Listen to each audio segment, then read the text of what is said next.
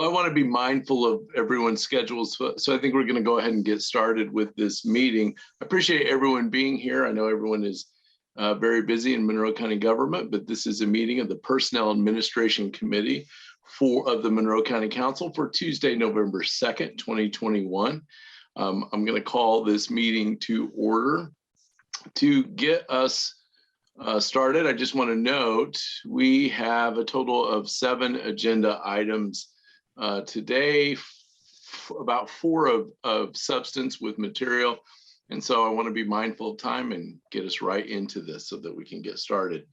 The first item that is on our agenda beyond calling to order is item number 2. These are continued discussion and review of significant job description changes from held over from the prior meeting. We have 2 in particular. We're going to start with item A, which is the courts. And I see Judge Stafford is here with us. Welcome, Judge. Hello, everybody. Good to see you. Counselor Hawk is coming in, it looks like, so we'll give it just a second. Judge. Hello. I also have the court administrator, Lisa Abraham, here, and thank you, Ms. Abraham. Good to see you all back.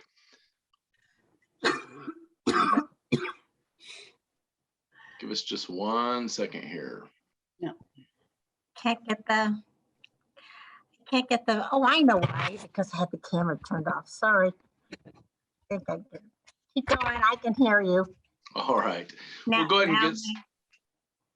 We'll go ahead and get started. And what I will invite you to do, Judge Stafford and Lisa, if you can talk to us about the specifics of the family court coordinator moving to a family court mediation director so that we can hear this and ask questions related to that. Absolutely. Let me give just kind of a quick primer on it, and then I'm happy to field any questions that you all may have. We started having this position back in 2004, 2005. We've been fortunate to have Colleen McPherson occupy the position that whole time. She provides 185 to 200 mediations a year for low-income people in the county, primarily in the family law area, in fact, exclusively in the family law area. And what that does is 2 things. One, it makes mediation accessible to low-income people, which it otherwise would not be, because mediation as a way of solving a family law case, a private mediator can be $3,000 to $5,000 a day. And Colleen services are available on a sliding scale fee because of our ADR fund that I'll explain in a moment. And that makes it accessible to people who are at 200% of poverty or below, and they can make a copay according to their income towards that fee, and the rest is paid through the ADR fund. That's one thing that it does. The other thing that it does that is of particular interest to taxpayers is that it really keeps us from having to add a new court. With her doing 185 to 200 mediations a year, if we didn't have that service, those would all convert into final hearings. It takes me at least an hour to do a final hearing for a family with children. Usually 2 to 4 hours is a better bet for a highly contested case.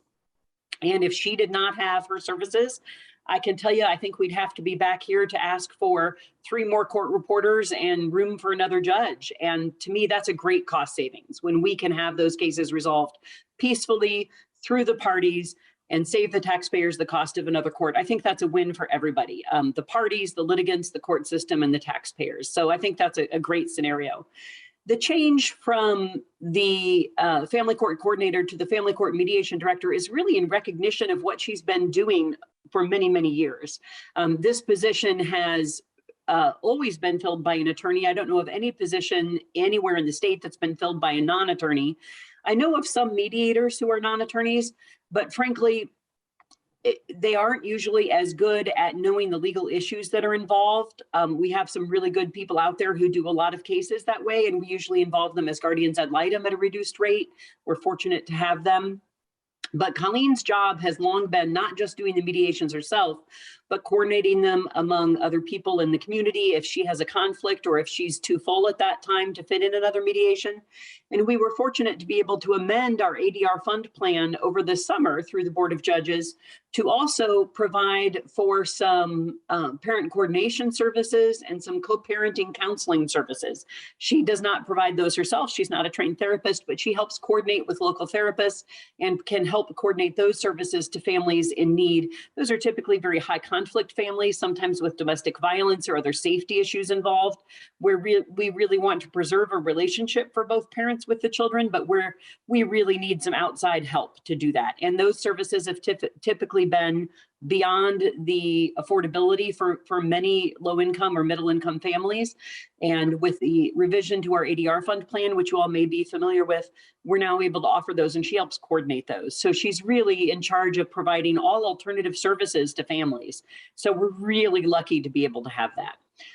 Would it help if I gave a brief overview of the ADR fund plan? Yeah, if you could speak to that, it'd be great. Certainly. That's a fund plan that was authorized by statute, probably in the early 2000s. I apologize, I don't know the exact date.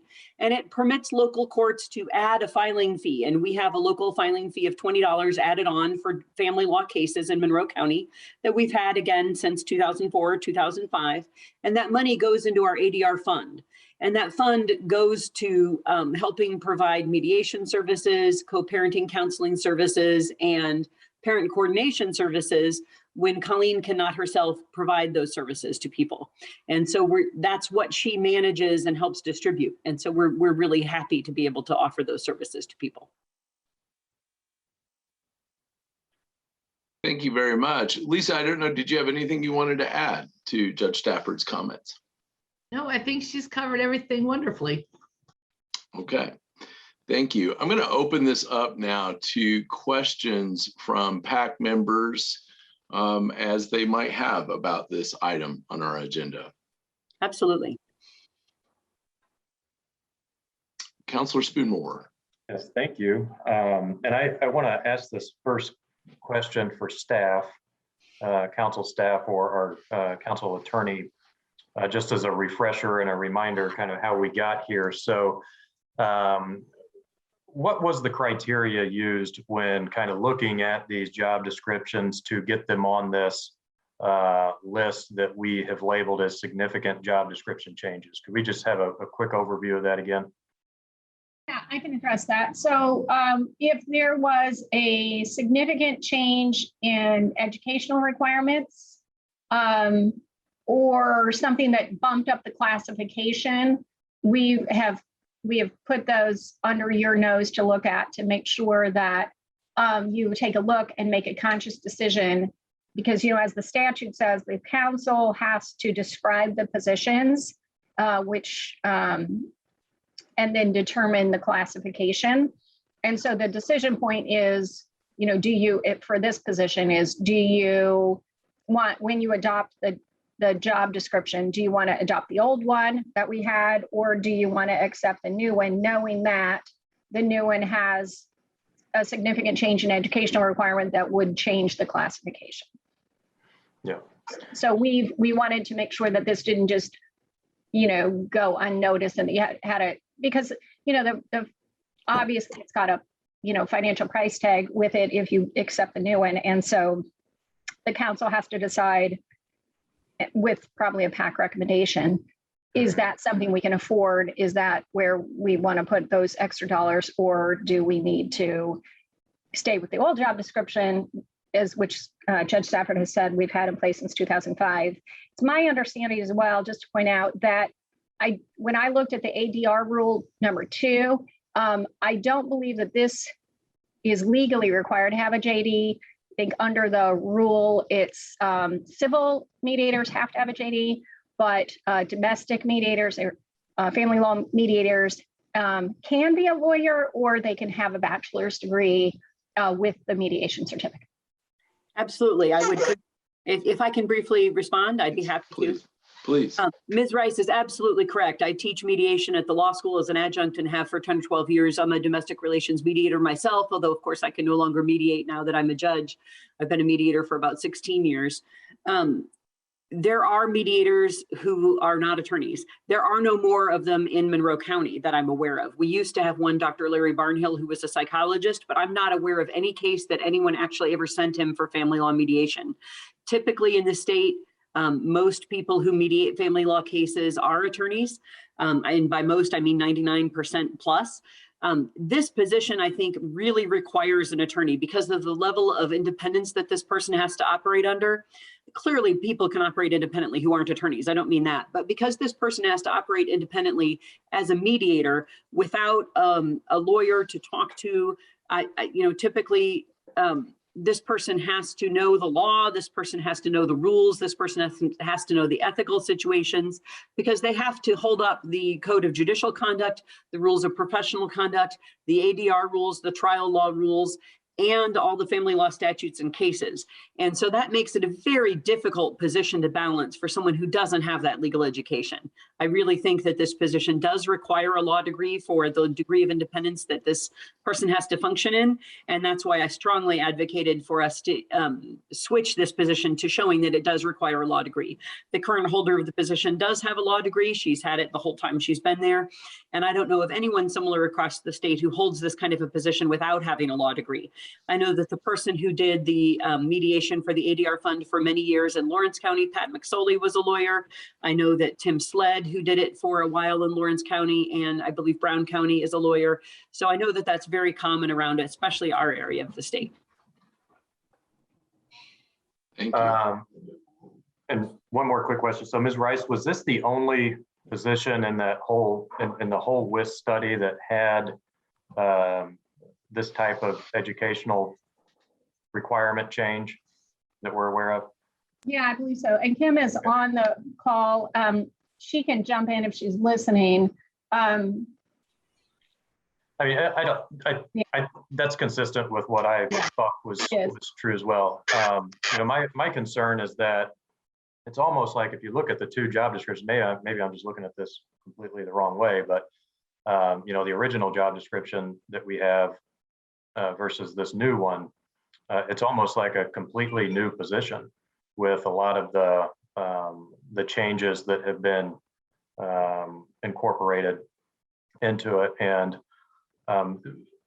so I think, the council really has to kind of weigh, when we think in terms of new positions, we know that there's a lot of departments and offices that would love to have new positions. And there's a lot of that. And so we need to kind of, take the big picture view and prioritize if we want new positions right now, given that it appears that there's a strong desire to implement the WIS recommendations on compensation classification, which we know is going to be expensive. And I just have some real concerns right now about adding any new positions at this point until we kind of get more clarity into the implementation of those recommendations from WIS. I would just repeat that if we don't, that this position as it's rewritten, I think really recognizes the work that she's been doing for a decade and a half rather than representing a real change. I think it's actually recognition of work she's already been doing. And I really wish that this position had been updated more regularly. Coming into supervising her when I became a judge just about 2.5 years ago, taking a look at her position description and the work that she's been doing, I said, wow, we really need to update this job description to reflect what's really happening here. And so I'm glad that we've been able to do that. But I don't think that this is really asking for a new position so much as asking for recognition of the work that she's already been doing. Clearly, we're not asking for back pay or anything like that, but I think this is work that she's clearly been doing and work that's been really helping the county. As I said, if we didn't have this kind of position, I really think we'd need another court to do family law. And that's a huge expense that I'd really rather avoid. Judge. Judge Stafford, I have a question about that. So as I was looking through the edited version of the job description, one of my questions is what was wrong about the old one? Because as I read the old one, it does say thorough knowledge of Indiana statutes, case law, ethical standards, local rules. It had a lot of information that seemed consistent with what Colleen was doing. And so could you point out what was incorrect about the current job description? Mostly that it was omission rather than error. It didn't cover the extent to which she coordinates with the law school to help refer cases over to them to mediate as well. It doesn't reflect how she coordinates now with the co-parenting counseling and with the parent coordination services that we've asked her to do. It doesn't reflect the degree of autonomy that she has to work in, and it didn't reflect that it really does need a JD. Just to look at it, it did say a baccalaureate degree with a JD preferred. Is that correct? That's correct. Mhm. I saw Counselor Hawk had a question. Counselor Hawk. A question, maybe perhaps just a reflection of what has happened in the near recent past, where the council had determined to add on additional pay for additional education that one of our department heads had. And while we all respect additional education, we immediately started hearing from many, many other employees of the county. Well, they had additional education as well. It's not required to get the job done, but that they got that. So then it would have been, we would have to adjust. So it would be difficult to determine just who all needed to receive additional dollars for more education than what was absolutely required to get the job done. So this is a concern, and we recently, that it was just in the recent past that this happened.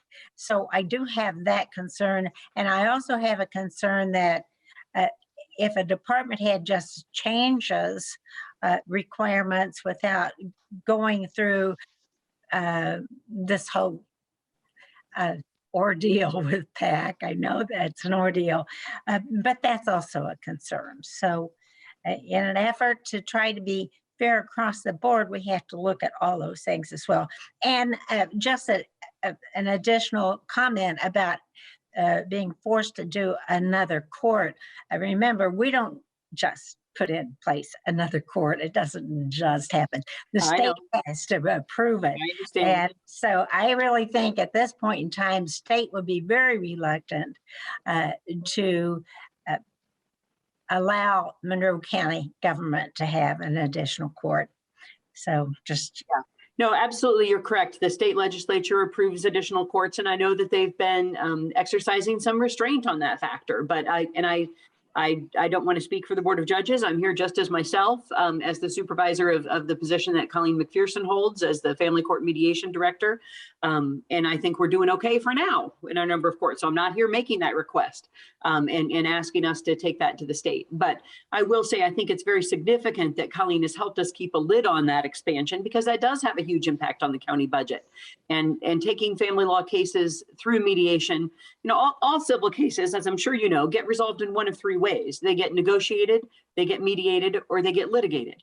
And family law cases are difficult to negotiate when the parties don't have their own attorneys, because they don't know what their rights and their responsibilities are. And when they can go in front of a neutral mediator and get some guidance from somebody who can help draft the forms, she can't give them legal advice, but she can help draft the forms, and she can help them resolve these disputes. It means that they are less likely to come back to court to relitigate, because statistics show that mediations are much more lasting in terms of an agreement. It means that we're offering those services to low-income Monroe County people as well as high-income Monroe County people, which I think is critical. It's keeping us from having to look at expanding the number of courts. And it is, I think, the right thing to do. 85% of the cases that she sees have families with one or more minor children. And that's a big deal. Counselor Hogg, did you have anything else before I ask a question and make comment? No, please proceed.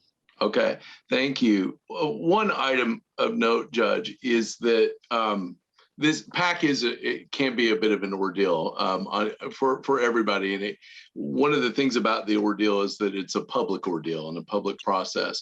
It's where departments, elected officials, et cetera, including the elected officials of this council, bring things up for public discussion and have that discussion in the public. And then that often inspires feedback, other considerations, et cetera. Regardless of where PAC might go today with whatever happens, this is now in the public eye. Might also encourage other departments to similarly think about similar situations they have, which is certainly a fair situation. One of the things I did want to ask you about is the rules are given to us by the Supreme Court. Am I correct on that? Typically, yes. We have local rules, but most of the rules I just cited are given to us by the Indiana Supreme Court. And so I guess the follow-up question to that is, if a lot of these roles in the state, which it says bachelor's degree with, I believe, certification, JD optional but preferred, which matches our previous description, if that were to change, we would see that from the Supreme Court in a subsequent change to the requirements that might match that practice. Is that correct? You mean if they were going to change the ADR rules to make it a requirement for domestic relations mediation? Yes. Yes. Mm-hmm. Okay. All right. So I mean, one thing that I'm kind of looking at with this is we've had a description that seems to have matched what we have been doing or what we intended to do. We have a rule from the Supreme Court, and of note, this is the Supreme Court with a Chief Justice that's very progressive minded about reforms to the bench, et cetera, reforms. Although this rule certainly predates Justice Rush. Well, certainly, but she would be a big part in changing that. That if there were to be that kind of a reform-minded thing, we might be handed that, and I think this county's been a good partner to that. You probably would agree with that, right? I certainly would, yes. So I guess my comment is I'm hearing the concerns of PAC members. I also recognize that this is a process by which the changing of this description going to WIS, who's going to take the updates to that and then present that back to us. This has created a very unique opportunity where I think earlier in a process with us looking at all sorts of changes across the board might have led us to a moment where this might be a bit of a more distinct change that we could make in consideration of other things. But like Councilor Huck was saying, I think that there's probably a number of departments and other elected officials that could probably make this case. I just want to offer that as a footnote. Certainly. Other comments or questions from PAC members?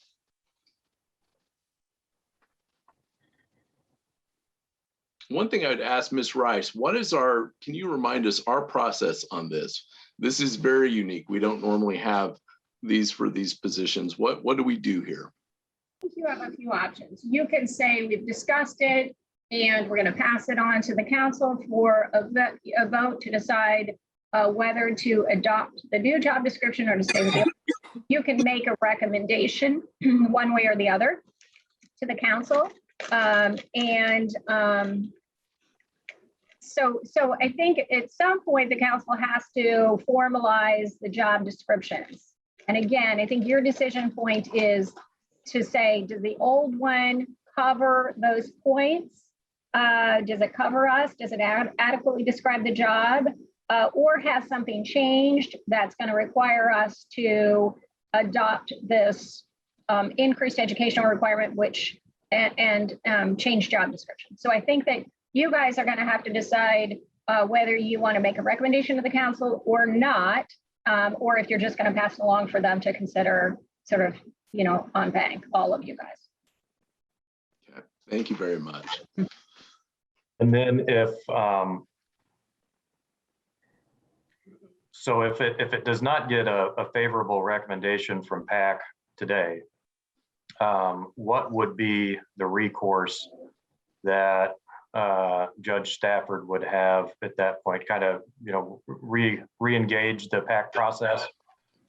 I think, or go to the council and advocate for the change job description over the negative recommendation.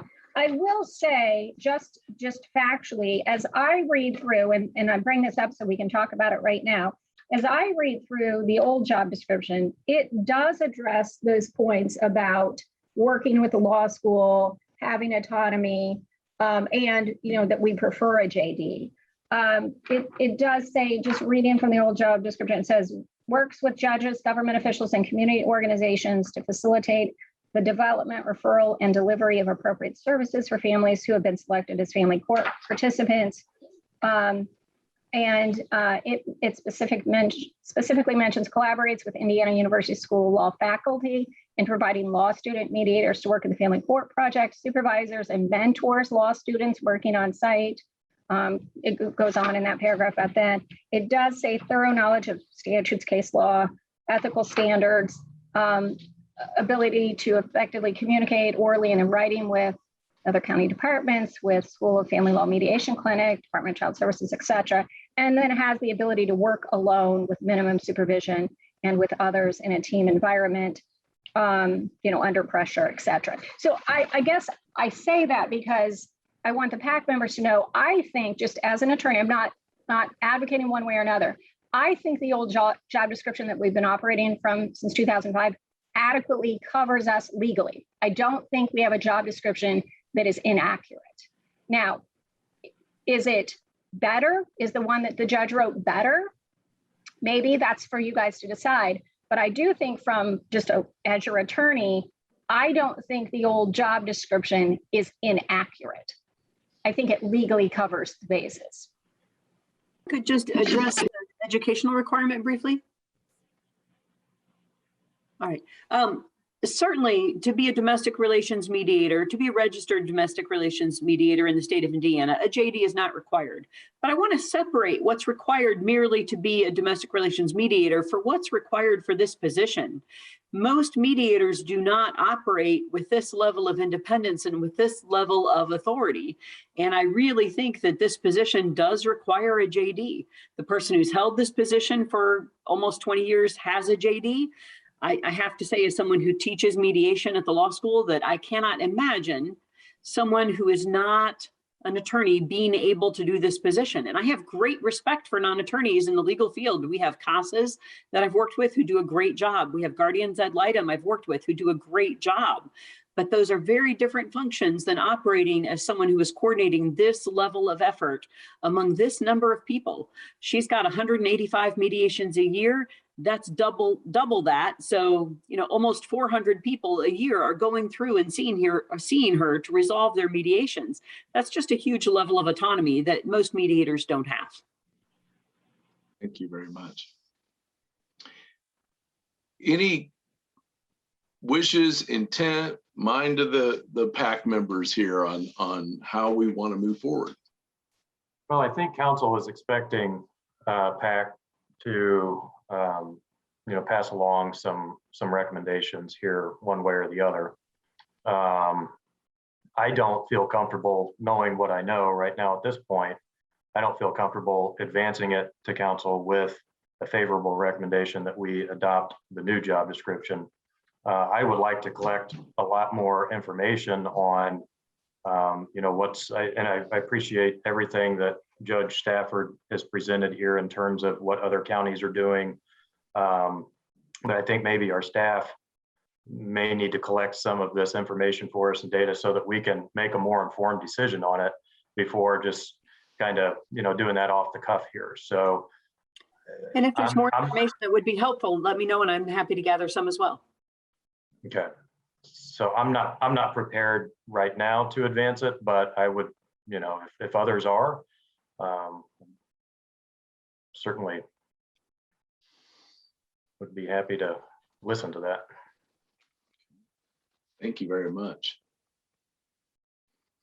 I also, as I noted before, I see this as a first discussion of this in the process. Sometimes county government takes a little bit of time to make its decision, but I think there's a lot of fairness to all sorts of decision making related to all sorts of positions and sometimes things we don't even think about that are later brought to our attention. So I similarly am of a mind that I could not today vote with an affirmative recommendation to the council to adopt this. Any other comments? So I think what would be a good next step is that we can revisit with Judge Stafford, discuss some of those data points and some of the information that would be helpful for decision-making going forward. And then we can potentially revisit this at a future meeting. Okay. I appreciate your time very much. Thank you. Thank you, Judge. Councilor Hawk. Yes, I think if we would extend that invitation, then we must extend it to all department heads and all county employees who have additional education, whether it's required or not, in their job description to make certain that we don't step in a big puddle like we did recently. Because we know we have an educated group of employees, which I am proud to say that we have, but that's because we are the home of Indiana University. So we have to consider that as well as we're trying to make wise decisions. Thank you, Councilor Hawk.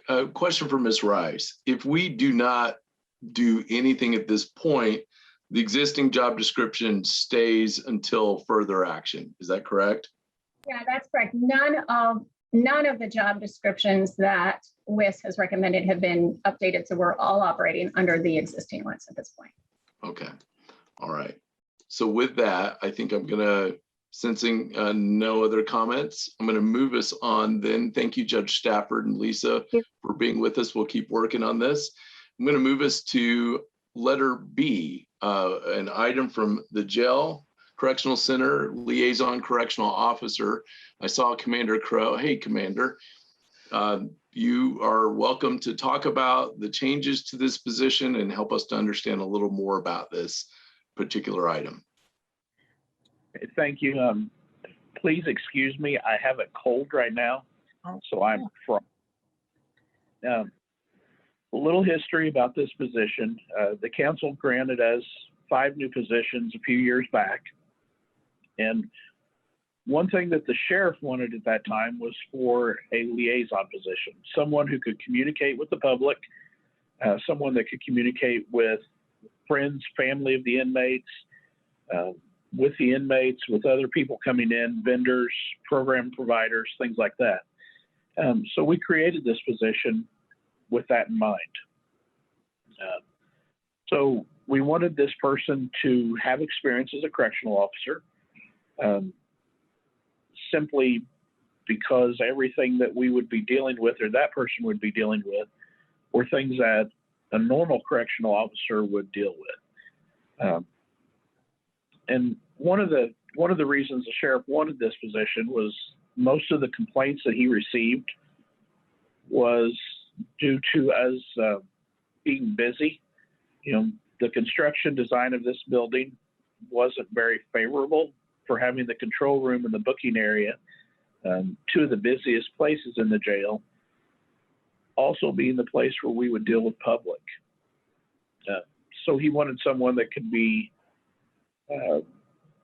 specific for that role. And that's, again, why this was created. This position also, if an inmate had a question or a friend and family member had a question, they could ask any one of our officers here. That having one specific person, we always get the same answer, the same response. He provides them the same information. This officer also helps set up the programming here at the jail, working with the program providers, working with our volunteer providers for programs, you know, things such as the library, our New Beginnings programs, the religious programs that we have throughout the week. So it's a very useful, very important position. And I think it's been very helpful to reduce some of those complaints that we were getting from the public, and helps give us a better perception of professionalism, which is something that we're striving for every day. So I'm free free to answer or happy to answer any questions that you might have about it. Thank you very much, Commander. And with that, I'm going to open this up to questions of PAC members.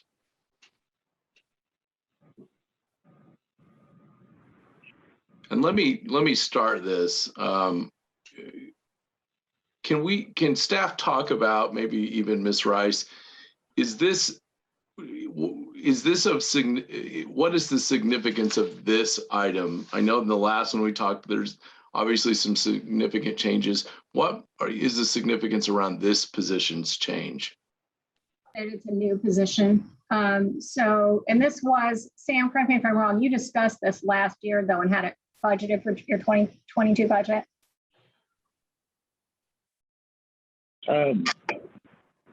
This was, when we were given those 5 positions, this was one of the things that the sheriff wanted to do with one of those positions. So I don't know that he was really wanting extra funding for it, but he wanted to designate someone out of those 5 positions to be the liaison. Right. So it's not an additional like new funding stream, but it's a brand new type of position. And so that's why it's under your guys' review to take a look at it and say, yeah, that's a new position we want to create. Right. And, you know, we never had a job description for this position because it was just created out of those 5. And really, we're taking a lot of what all the other staff were doing and just putting it into one position. So one person is responsible for it instead of 60 people. And so it does take, I'm sorry, Eric, go ahead. No, go ahead. Go ahead. It takes some of the load off of other officers when they're doing their other duties. So he's able to pull those specific duties out, deal with people. He might, yes, one of his duties is doing the mail. Before that was a second shift supervisor's responsibility. So now he's able to do that, and that pulls that duty off of another officer. So it's all things that we were doing before. Again, we're just kind of condensing those into one person. So it frees up a little bit of time for other staff, and it makes him the one that's responsible. You know, he gives the same answer to everybody if they ask the same question. If you ask 5 people the same question, you might get 5 different responses, a little variation. But going through him, we get the same thing. And again, I think that helps with our professionalism, or the appearance of our professionalism here. Councilor Spoonmore, you had a comment? Yes. Thanks, Commander Crow, for the information. I was ready to move this forward the last time we met based on my understanding of the background, but I wanted to make sure that we had a representative from the sheriff's office here to kind of talk through any questions that we might have. So I'm good with that. There's not going to be, just to confirm, I don't believe there's any fiscal impact related to this, and there's not going to be any reporting line or organizational structure that needs to be changed as a result, right? It's just some realignment of duties. Can I Correct. ask Go ahead, Sam. It's another title. You know, we have our training officers. We have field training officers which help train our new staff. We have investigators. This is just another title of a position that a correctional officer will take on. And I think it's pretty, sorry. Oh, go ahead. No, I'm sorry. And I think it's pretty clear that, you know, how this will make for a more efficient operation for you all as well, too. Okay, I see Margie Rice's hand and then Councilor Hawk. I'm sorry. Go ahead, Margie. I have one question. Sam, when I looked at the county website, it already identifies a name and somebody in this role. Have you already enacted this change? Yes. So you did that before the PAC approved it? We did this when we first got the 5 positions. It was something that the sheriff wanted to try. And then when we were going through our job descriptions, we saw that there wasn't one, or we were told that there wasn't one for this position. Even though he is just a correctional officer, we were told to go ahead and do a new job description for that position. Go ahead. Up until that point, the officer that's doing that was just considered a correctional officer, and that was just a duty assigned to him. So now I guess we're trying to become more official with the job title as a liaison. Okay. Counselor Hawk, I saw your hand. Yes, as I understood it when I was reviewing this, it seemed to me like as any department head might do is sort of try out how they're going to rearrange some of the job duties and how it's going to work better for their office, whether it's sheriff's department or some other one, not to change the classification, not to change the salary, but just say it's going to work more efficiently to have one person doing one thing versus the other one. Now, what I would not like at all, Commander Crow, is if later you come back and say, oh, because this person has this new title, now we want a raise. And so that would be, I would feel like as if we had been misled in some way, because right now it appears that what we're talking about is just somebody in charge making sure that they're working efficiently. And so for that, I would think it's appropriate to just say that sounds like a good idea. That's exactly what we're doing. So it's an apples to a different kind of apples kind of comparison. Right. I saw Kim Shell's hand. Kim? I just wanted to say that when Margie and I were going through this is one of them where we noticed that it was a brand new position, but it wasn't. So that's why it was brought to PAC, because this was all different duties. This person has been doing the duties, but we didn't have a formal job description. So this was just condensing it down and making it official. And like Sam said, this person has been doing it, but we just wanted to formalize it and create this job description. So. Thank you very much. Is there a sense, you're welcome. Is there a sense of council or PAC? Councilor Spoonmore. Mr. Chair, I'll make a motion if that's okay. That we forward the position of liaison / correctional officer to council with a favorable recommendation to accept the job description. Okay, got a motion on the floor. Do I have a second? Okay. There is a second. Further discussion? Seeing none, I will ask Ms. Miller for a roll call vote on the motion. Councilor Deckard? Yes. Councilor Spoonmore? Yes. Councilor Hawk? Yes. Motion passed unanimously. Thank you very much, Commander Crow.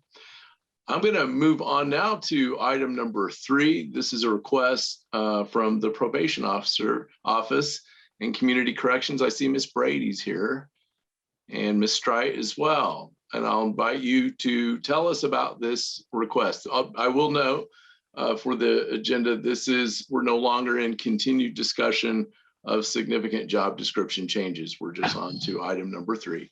Ms. Brady.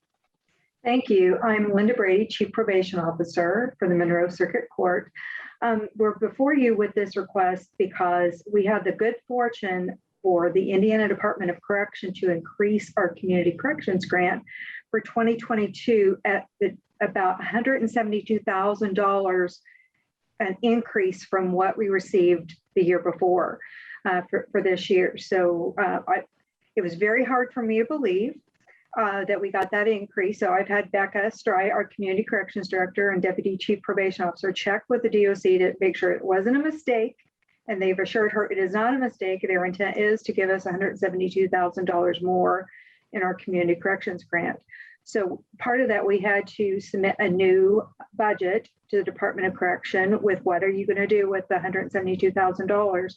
And we went to our Community Corrections Advisory Board and came up with some ideas with it. And so the two primary things we were going to do with the money, number one, is to increase how much the Department of Correction funds salaries and benefits of our community correction staff, to take more of a burden off of the county, and our user fees, project income. And the second is to create a new position of evidence-based practices coordinator.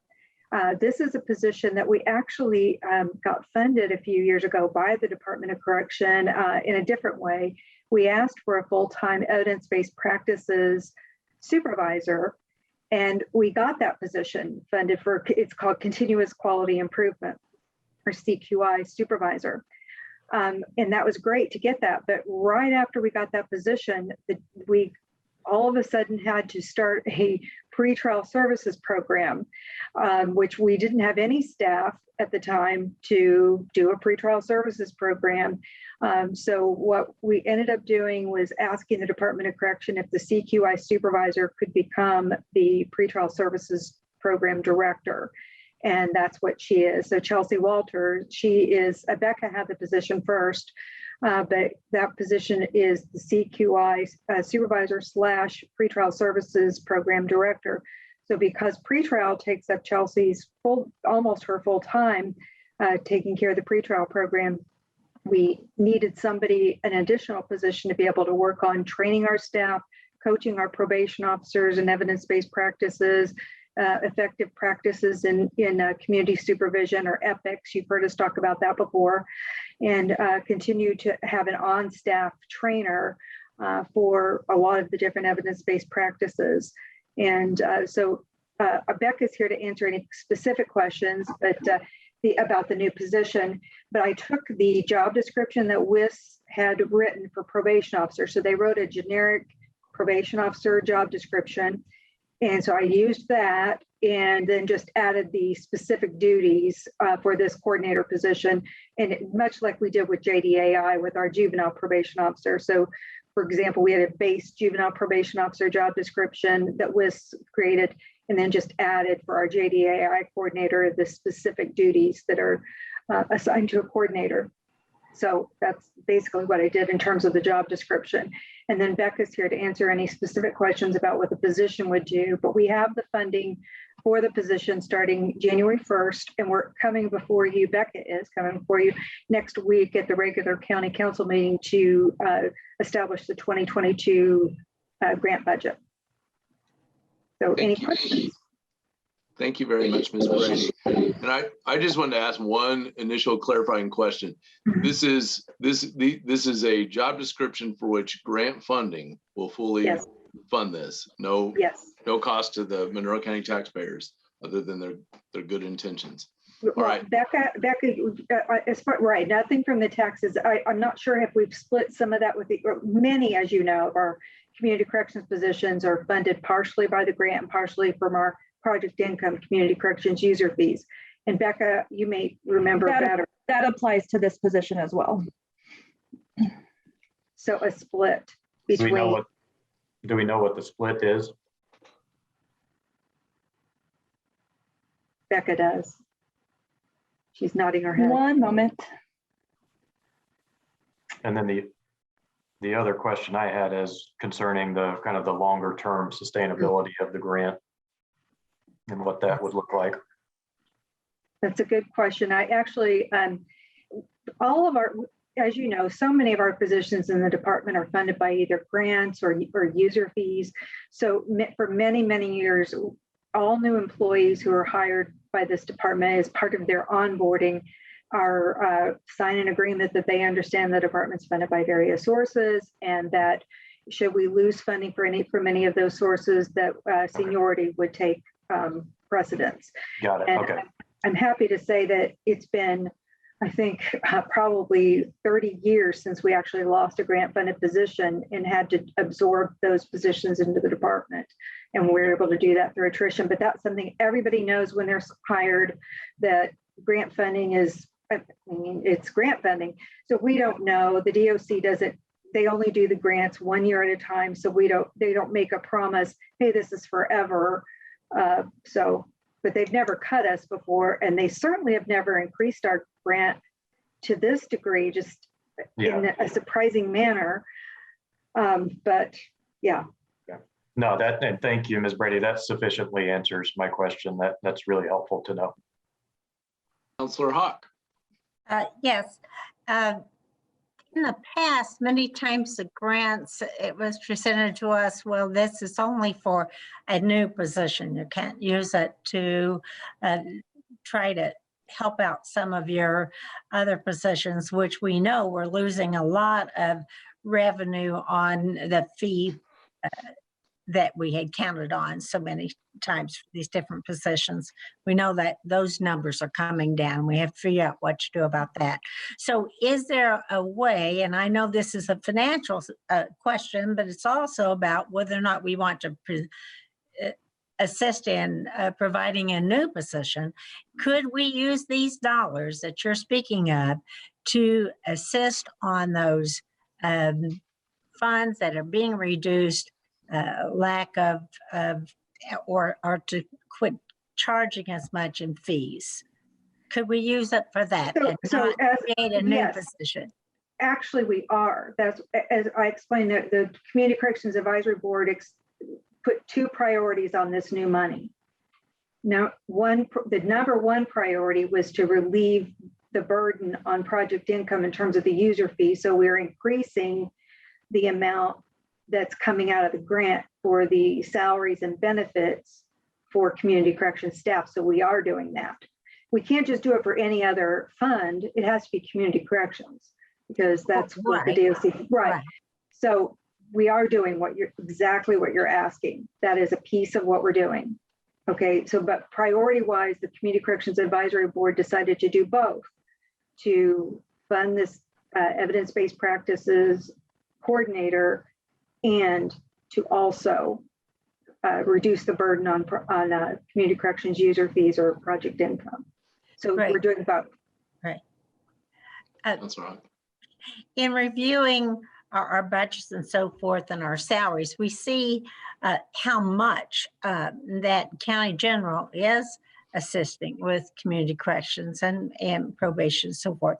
So I just wanted to make sure that we're doing everything we can to not to relieve any kind of reliance on county general that we can. So that's my question for that, because we don't know what our future brings.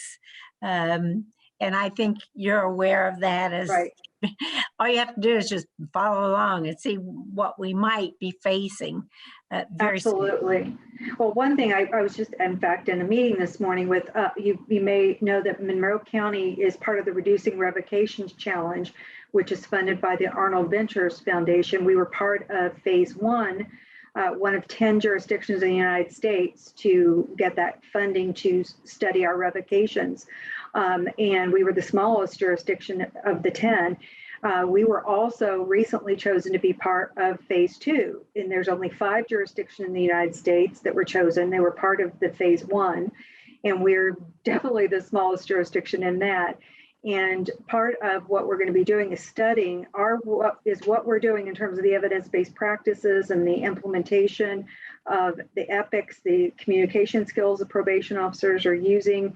Is what we're doing of being effective in terms of reducing revocations and reducing people getting sent to jail and to prison for violating probation. So we'll be in the next 2 years studying that to know if what we're doing is effective. And this position is going to be very critical in terms of working with our researchers to ensure that we're measuring everything we need to be measuring, that we're implementing all of the strategies that we've promised the Arnold Foundation we would be implementing. So this is an important position, in our opinion, to be able to continue that. And hopefully, if we're successful, there'll be fewer people revoked to our jail and to our prison. Thank you very much, Ms. Brady. Other questions, comments, or a sense of the PAC on this item? So would this be something that needs to go to WIS for their That's a good question. For their factoring, or is it something that we can just move directly to council, Ms. Rice? Recommend that it sounds like since it's going to be, they want it to be effective in January, we still have time to send it to Wes just to take a look at it, make sure that there's nothing, weird about it, just to take a look and make sure it fits in with our system. And assuming you approve the probation officer, the already existing WIS recommended job descriptions, I literally just took what they recommended, minus the typos. And so it's exactly what they have proposed for a probation officer, but with the added very specific things for this coordinator position. And I sent that to you in a separate document of what those are. So. Michelle, I see you have a comment. Yes, we need to go ahead and send it to WIS so that it becomes in their database, and then they clean it up for us so that it takes out any, repetitive, this kind of thing. Even though I do believe Linda absolutely knows what she's doing, we just want to make sure that it goes to WIS and that it's classified like it should be. Okay. All right. So based on that information, thank you very much. That's helpful to know. Do we have a motion? Yeah, I'll move that we forward the evidence-based practices coordinator / probation officer job description to WIS for its review. Okay, we have a motion. Do we have a second? Was that okay? We got a motion now and a second. Any further discussion? Seeing none, we'll do a roll call vote. Ms. Miller. Counselor Spoonmore, Yes. Counselor Hawk, Yes. Counselor Deckard. Yes. Motion passed unanimously. Thank you I have very a much. quick follow-up question for you. So because it's going to probably be filled by an experienced probation officer, would it be okay with the council if I go ahead and figure out what the dominoes are going to look like? Because it's probably going to be one of those where we fill it from an experienced person and then internal movement and blah, blah, blah. It's going to be probably a couple of months of dominoes to figure it all out. Yeah. Is there any objections? Okay. Thank you. Thank you very much. That's not our choice, is it? That's not up to Pac. Okay. Thank you. We're glad that you manage those dominoes, and we appreciate you, Linda Brady. It's a hard game to play. Thank Thank you. you so much. We're going to move on to item number 4 now. This is a request from the Public Defender's Office. And here from the Public Defender's Office, we have Heather Stuppel. We also have Derek Mason. Yeah, there he is. All right, I'm going to turn it over to the two of you to talk about these new positions. Sure. So I'll start just really briefly. My name is Derek Mason. I used to be with the Public Defender Office, and I was also the Monroe County DCS attorney for a period of time. And I have been with the Public Defender Commission since 2014 in Indianapolis. We're the agency that sends back 40% of your public defense expenses to the county in exchange for the county abiding by commission standards. For the first time in the history of the commission, when it was created in 1989, the state legislature has given us an additional appropriation to do something proactive instead of just reimbursing counties and in exchange for that abiding by those standards. And so we were given $2 million a year for the biennium by the legislature for at-risk youth and families. And with very little explicit guidance on what it is that we needed to do with that other than spend it on at-risk youth and families. And something that the commission has spoken with the Supreme Court and other legislators about for quite some time is the importance of social workers or system navigators involved with public defense for specifically children in need of services and termination of parental rights cases and those parents that are involved in DCS cases. This is not a completely novel idea in that Marion County has teams of social workers supporting their public defense office in these specific types of cases.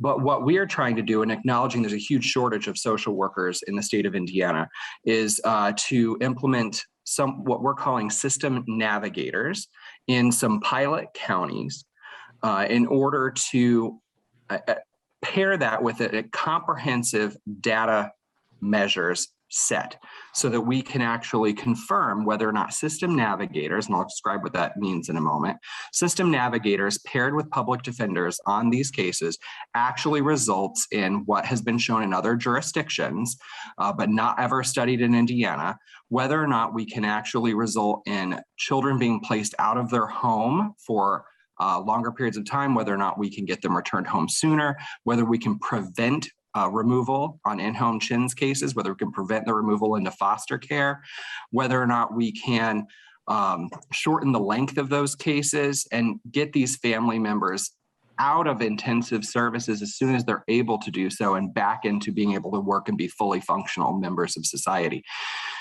In this particular case, I reached out to Monroe County. I said, would you be interested in someone that can partner with public defense and all public defenders specifically, and also have a history with the Department of Child Services in Monroe County and with different service providers in Monroe County to actually be the liaison between a lawyer and the Department of Child Services? A lot of time, I have a family that I've worked with recently where they're on their 7th case manager from the Department of Child Services, and they've been involved for 3 years. Their child's still removed from the home. There's a pending termination of parental rights, and they have just been really kind of forgotten. I mean, as many times as hands that have touched the case, they're just not moving forward. The lawyers in the case don't get the full information. They're not trained social workers. They're not trained service providers. They're not case managers. If their client isn't coming back to them with specific information at specific times, the lawyer's not moving the case forward fast either. So this is someone that's going to be full-time working with the parents, reporting back to the lawyers and be able to say, look, the ball's being dropped, get a court hearing right away. Let's move this case. So that, there's a lot more I could talk about this particular project, but essentially what we're willing to do is fund 2 system navigators in Monroe County at 100% for this biennium. And then we are able to withhold funds a little bit. So we probably will have excess funds to be able to supply that for a longer period of time.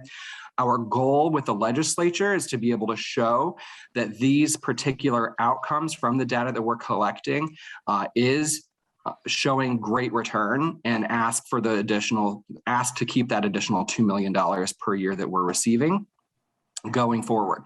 Obviously, we won't know what the legislature is doing, but once it's in the budget, it is much more likely to stay in the budget than asking for new funds from the budget. And this is money that we didn't ask for. So we've had very limited amount of time to really come up with what we're doing with it. But the commission itself is very excited about this. I can tell you Judge Dekoff is on the commission as well. So you do have representation on the commission. Another reason why Monroe County was selected to try to partner here.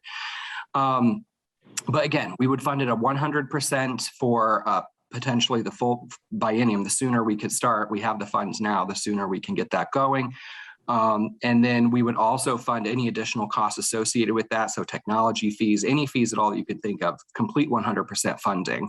And then in addition, because of the strong data component that's going to be required from the public defender office, the good news is you can actually receive report outs on how well that's working for you in the county, as well as us. It's not just data to be obtained by us. And then ultimately, at some point in the future, you can decide if you want to keep these if the funding ever stops, or if we wind it down to the 40% reimbursement instead of 100% proactive funding. But that's, years down the road at this point. Yeah, ultimately, I think that we will also fund any other administrative expense associated with that data collection. Whatever it is that the office needs, we will fund it 100% to get this going. You are the county that is the most advanced in our discussion on this. We have Vigo County is asking for 1 social worker, a different kind of pilot, but related. And then we have Marion County is actually willing to agree to assist with training, as well as the Public Defender Council for these positions. A lot of different groups are aligning, and I would hope that we can get these positions approved. Thank you, Mr. Mason. Heather, do you have anything you want to add to that? Oh, you're on mute. You're muted. I think Derek did a great job. Thank you very much. Do y'all have any questions? I'll open it up to PAC members. I see Councilor Hawk's hand. Yes. Will this position be located here in Monroe County offices someplace? So from my perspective, because they'll be out in the community so much, the office space, we're leaving that up to Heather Stuffel, but they would be dedicated and located within Monroe County, whether they have offices or work remotely. I would leave that up to the direction of the office. We actually have a fairly large conference room over in the Showers building where we have 3 or 4 positions over there now since our office has ran out of room. But we could, change the conference room into a shared office space for those 2 positions. Okay, and does this require Monroe County government? It's always great to get money to help us, but part of what we should also be asking for is what other requirements would be asked of Monroe County government to provide? So from us, literally, we have been working with the PD office for the last couple of months to develop that data component because that is the most important piece for us. And so we've explained that any additional costs incurred with collecting and reporting that data, we will fund. So that is a separate, if you guys approve the position so they can work, there's other funds that we would be funding. But as far as the government goes, there's absolutely nothing else that we would require from the county at this point in time and that I could think of. Okay, I mean, I know that's partially a fiscal question, but it's also whether or not we would need to be looking at additional positions to assist this position. So what are we being asked to do now? Are we being asked to look at a description and provide and send on to Wes? Is that what you're hoping to see? Right now, we're just asking for 2 additional investigators. We're going to try the investigator position. It's the closest job description that we could come up with. I see Kim Shell's hand. Kim, do you have something to add? Now, Heather, you can correct me if I'm wrong, but I thought we discussed that you want these to start immediately. So you want them, we don't need the job descriptions to go to WIS, but you do want to move forward with them so that you can have them in the 2021 budget, right? I would like them, if we could get the new positions as soon as possible, since they're being funded 100%, I'd like to get the positions added immediately if at all possible. Okay, so as of right now, then we don't need to add or the job descriptions to go to WIS because they're going to use a current job description. Correct. Thank you. And if I could just really fast chime in and answer to Ms. Hawk's question earlier as well, in that, what other positions might be needed to support these positions. We actually view these positions as support positions for the attorneys. So they are the more support positions, if that makes sense. Thank you very much. Appreciate that. I see Margie Rice's hand. My question is just whether, if you want to start with using the existing job descriptions because it's a time-sensitive situation, Kim, do you think there's any need to go ahead and send the description of this program to WIS for them to review along the way to see if they think the investigator job description in fact works, or if they think it needs a second look? I think at this time, we should just go with what they've got until they know, until the public defender's office knows exactly how they want these positions to function. Okay.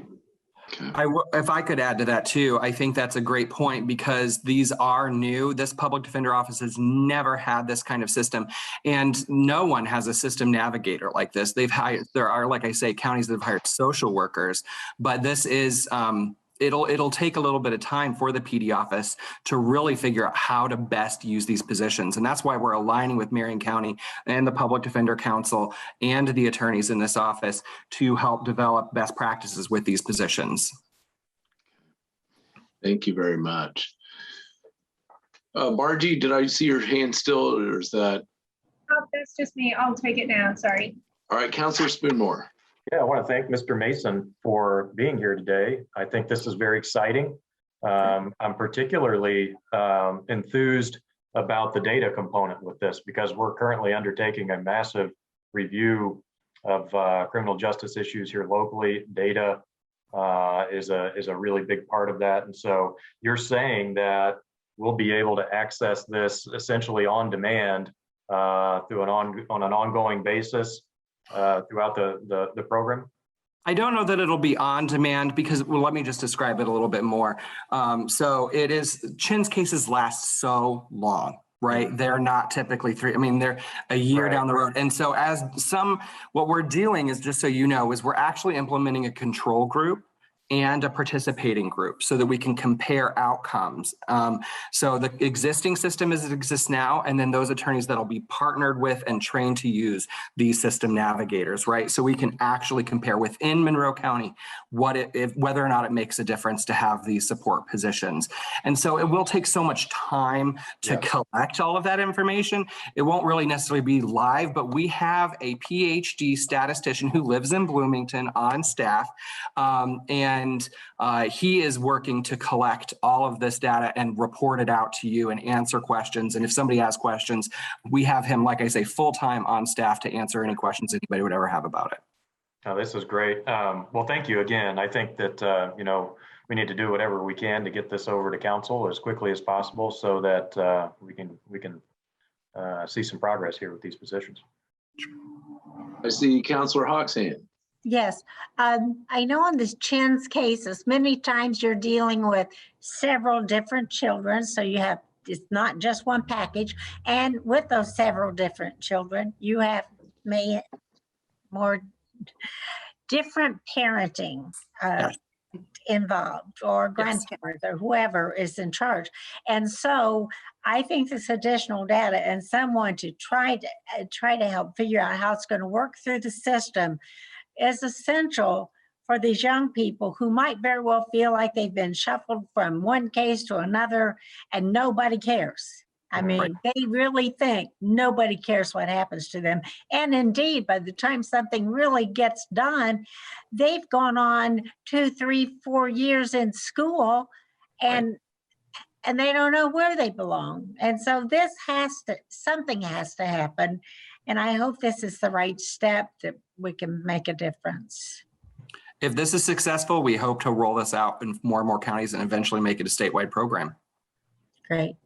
Well, I'll just make a final comment here.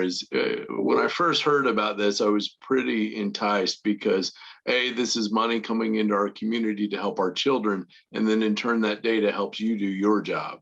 And I like those kinds of partnerships. They benefit our state, which we love our state, but also our children. And good heavens, every counselor knows that the children of this community are often a multitude of priorities and needs, and we want to do that. So with that, what do we need to do here, Ms. Rice, or someone that's smarter than me on this?